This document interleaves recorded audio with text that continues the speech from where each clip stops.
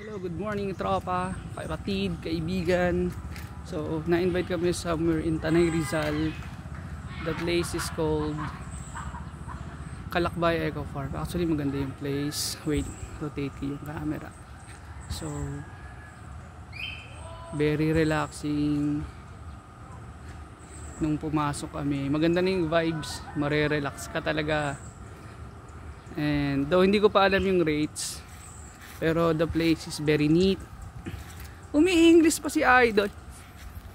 So, ano bang mga amenities nila rito? So, usually yun ang questions natin, di ba? Pag we're looking for a place to stay or to unwind. So, meron silang pool.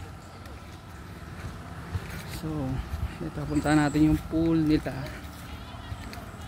Underrated yung place. Actually, tagong-tago nga siya eh. Bandang dulo, malapit na sa windmill. So, ito yung pool nila. Saktong-sakto na for a quick dip. Anyways.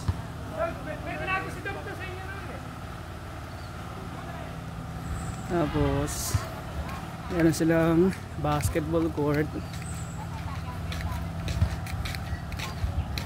para sa mga Hooper X. Yan. Kasi ito yung common area nila. Dining. Here's my family. Hey guys, say hi to the vlog. Yan si Bea. Ate Joby. Happy birthday po. Anong handa nyo? Buko pie? Who is that? No, it's a vlog. Hi, so welcome to Kalakbay Eco Farm. Kalakbay Eco Farm. With the Morasigan clan. Yeah. And of course, the birthday celebrant, Ninong Virgie, Mami, and Nika and Daddy BJ. And Harvey. And Harvey pala. Marami siyang ano.